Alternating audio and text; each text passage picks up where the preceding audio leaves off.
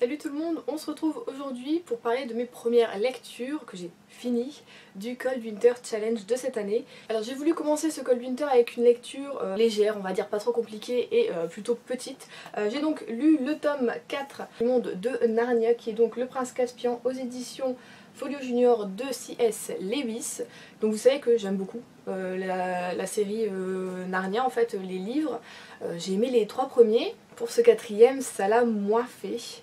Pourtant c'est un de mes films, surtout le truc préféré vraiment, avec le premier, parce que le premier c'est vraiment découverte tout ça donc j'ai vraiment adoré. Mais c'est pas forcément non plus celui dont je me souviens le plus bizarrement.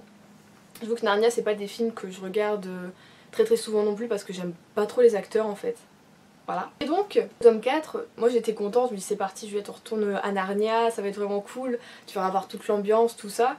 Et en fait, je me suis rendu compte que j'aimais pas vraiment les personnages principaux. Peter, Susan, Ed Boon et Lucy. Bof en fait. Je me suis rendu compte parce que j'avais adoré le tome 3, c'est mon préféré, et ils n'y sont pas. C'est un peu dommage puisque c'est les personnages principaux, tout ça, du bouquin, mais j'aime toujours autant l'écriture, même si bon, au bout d'un moment ça fait quand même les enfants pas un peu moralisateurs, mais bon il y a toujours une morale à ce qu'ils font quand même. Peter n'écoute pas Lucy, ben on sait que voilà souvent la petite elle a quand même raison, elle a de l'instinct, tout ça, elle voit des choses que les autres ne voient pas, et ils l'écoutent pas, ils foncent, et forcément ça va pas tout ça. Donc on retombe un peu souvent dans le même schéma, et du coup ça devient un peu lassant. Bon, j'ai quand même aimé l'aventure, j'ai aimé découvrir de nouveaux personnages, l'histoire en fait de l'enfance, tout ça, du prince Caspian, je trouvais que c'était vachement cool, c'était bien raconté. Mais c'est vrai qu'une fois vraiment qu'on est vraiment avec les 4 enfants, moi j'ai un peu lâché quoi, je me dis bon bah ouais, bah oui, enfin j'avais un peu de mal vraiment à retourner dedans à chaque fois, donc je l'avoue je l'ai fini vraiment en vitesse. J'espère, parce que les films ne sont pas sortis sur la suite parce que les acteurs ont trop vite grandi, hein, ils ont eu beaucoup trop de temps et puis je crois que ça fonctionnait plus vraiment. Du coup je connais pas du tout la suite, alors des aventures de Narnia, donc j'espère que ce sera un peu mieux. Et du coup peut-être ce sera une totale découverte pour moi, du coup je vais peut-être bien me lancer dedans et voir vraiment ce qui se passe, je vais être étonnée de certaines choses, tout ça, c'est possible. Enfin je l'espère surtout. Donc voilà, ça a été une première lecture plutôt mitigée pour moi et j'ai été déçue d'être déçue.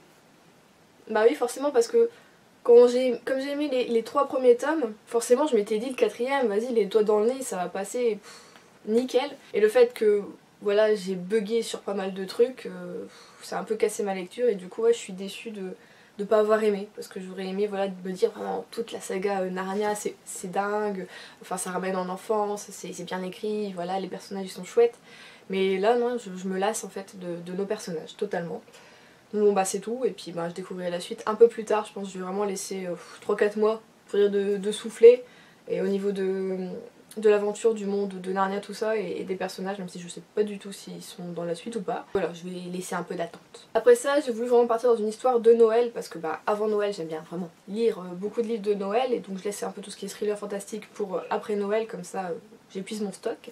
Et donc j'ai lu Un Noël à Cedarcove de Debbie Maccombers aux éditions, cela c'est l'édition Harlequin collection Jade. Donc vous savez que j'aime beaucoup cette autrice. Elle a écrit Retour à Cedarcove, donc qui est basé sur la même ville. J'aime son écriture, tout ça, et en fait quand je l'ai acheté ce tome-ci, bon déjà il n'est pas du tout de la même collection en fait que mes tomes précédents parce que c'est des gélus que j'ai, et donc c'est des poches, voilà, donc ça dénote totalement. Mais j'étais certaine que c'était le tome 4 de la série Retour à Cedarcove, donc avec la maison d'hôte, avec Jo-Marie, tout ça. Et je commence à lire, je me dis ok je crois qu'il y a certains noms de personnages qui me disent des trucs, et je vois les chapitres qui avancent et je me dis merde, bah il n'y a pas Jo-Marie, bah, c'est quand même bizarre.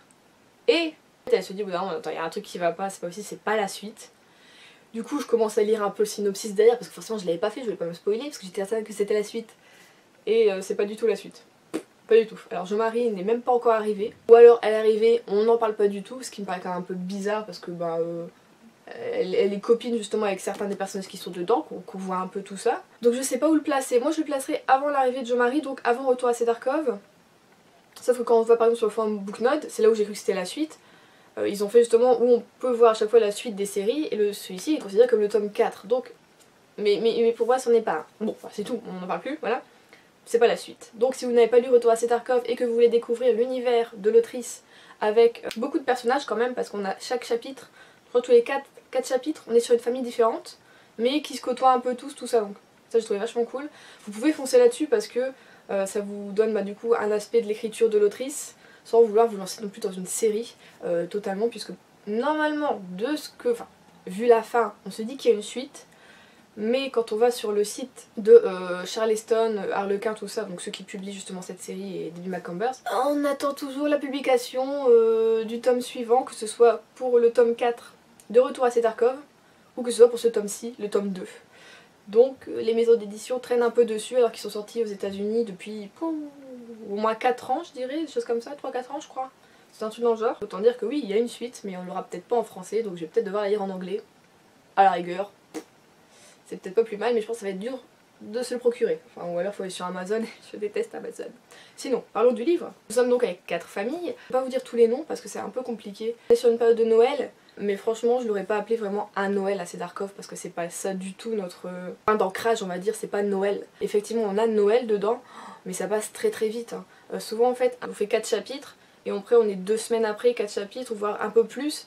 Et donc Noël c'est pas une très très grosse période du tout qu'on a dans ce bouquin. On a Thanksgiving, on a Noël, on a le Nouvel An, on a le printemps, enfin vous voyez.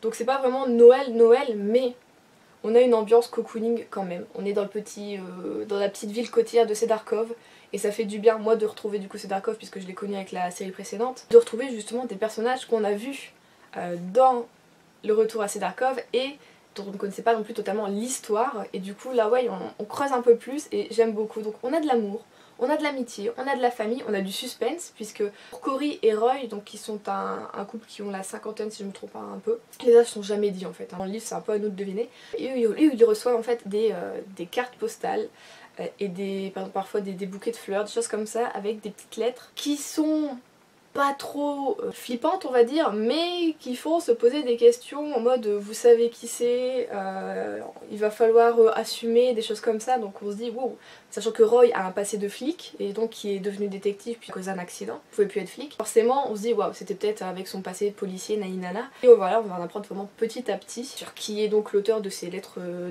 tout ça. Et donc ça c'était cool, ça j'ai bien aimé. À la gauche je dis ça, mais il n'y a pas un truc que j'ai pas aimé je crois dans ce bouquin. J'ai aimé découvrir les histoires de tout le monde. Il n'y a pas un couple à chaque fois ou une personne où je me disais oh c'est son chapitre, vite faut que je le passe. Non en fait à chaque fois j'étais genre ah ouais c'est vrai c'est son chapitre, ah bah c'est cool je vais pouvoir continuer l'aventure avec lui, nanana, et puis on passe après à un autre, ah bah ouais c'est vrai c'est bien. Et j'ai aimé oui que certains de nos personnages sont amis et se voient à côté, et on a aussi un peu de temps en temps les petits enfants, les enfants. Au début c'est légèrement compliqué, sur les 50-60 premières pages, à chaque fois j'étais là attends c'est qui ça déjà, ouais c'est vrai nanana, mais l'auteur nous remet toujours en place avec, si on se souvient d'un des personnages, on se dit ah ouais c'est vrai, il est en corrélation avec lui, donc c'est ça. Donc j'arrive toujours, moi personnellement, à me remettre qui est qui fait quoi. Donc ça j'ai bien aimé. Ouais, au début je m'étais dit oh merde si c'est que sur Cory et Roy, ça va être cool mais ça va peut-être être vite fini et puis on va vite tourner en rond. Et en fait non, on a plein de personnages et j'ai trouvé ça vraiment vraiment bien. J'ai aimé l'ambiance parce que on a quand même l'ambiance de fin d'année avec Noël, avec la neige, avec les gâteaux, les dîners. Ce que j'ai aimé aussi c'était vraiment un peu à l'américaine, vous voyez, avec ils s'invitent, on a tous les dîners, ce qu'ils vont faire à dîner, tout ça. J'ai vraiment bien aimé. On a quelques drames également quand même. Ouais, on a vraiment du suspense, tout ça. Un bon combo, je trouve. Après, je dirais pas spécialement le lire à Noël, franchement. Si vous le lire au printemps, en été, vous pouvez. On s'est mis un Noël à Cedarcove pour être peut-être vendeur au niveau de la période de Noël. Et on se dit, voilà, je vais lire un bouquin de Noël, ça va être cool. Mais ça n'empêche toujours pas que c'est une bonne lecture. Enfin, personnellement, j'ai aimé. On se laisse porter, on réfléchit par moments à certains trucs, ah ouais ça doit être ça, nanana. Ou alors on est en colère contre certains personnages, oh t'aurais dû faire ça, enfin ouais vraiment j'étais prise dedans. Et c'était une super bonne lecture, ouais. C'était léger, mais en même temps c'est bien écrit, porteur, enfin beau quoi. C'est une lecture que j'aime et dont j'aimerais en lire un peu plus souvent. Et franchement j'espère que la suite sortira en France. Là j'aimerais vraiment découvrir la suite parce que j'ai des doutes, j'ai vraiment des soupçons par rapport à ce qui s'est passé à un moment dans le livre, et du coup je veux savoir si est-ce que j'ai raison ou pas quoi. Mon côté Sherlock a envie de savoir. Donc voilà, moi je peux que vous conseiller Noël à Cedarcove si vous aimez les lectures cocooning avec un peu de suspense, de la famille, de l'amour, un peu de neige, de magie, tout ça. Franchement, foncez. Donc voilà pour mes 2 premières lectures du Cold Winter Challenge. Vous voyez c'est plutôt mitigé, du coup vraiment étonnée en fait que Narnia ne m'ait pas plu. Mais bon, ça ne veut pas le faire à tous les coups non plus. Voilà, je suis hyper contente pour Debbie McCumbers que ce bouquin, voilà, j'ai pu retrouver un peu Cedarcove, puisque le tome 4 tarde vraiment à arriver en France. J'ai eu ma petite dose, ça m'a fait du bien. Alors, je tenais également à vous prévenir, la semaine prochaine je suis pas sûre qu'il y aura de vidéo parce que je suis pas là le week-end et parce que il y a Noël et que juste après Noël je m'en vais voir une amie en Belgique, donc je n'ai absolument pas le temps de tourner une vidéo, ou alors si j'en tourne une c'est peut-être vendredi vraiment en express et ça va peut-être être un tag sur Noël, fin d'année, je sais pas trop.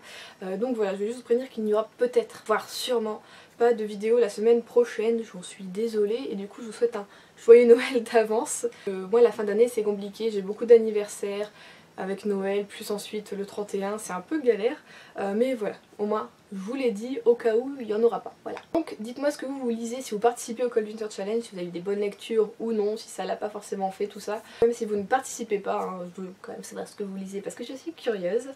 Donc en attendant, je vous fais de très gros bisous et je vous souhaite de très bonnes lectures.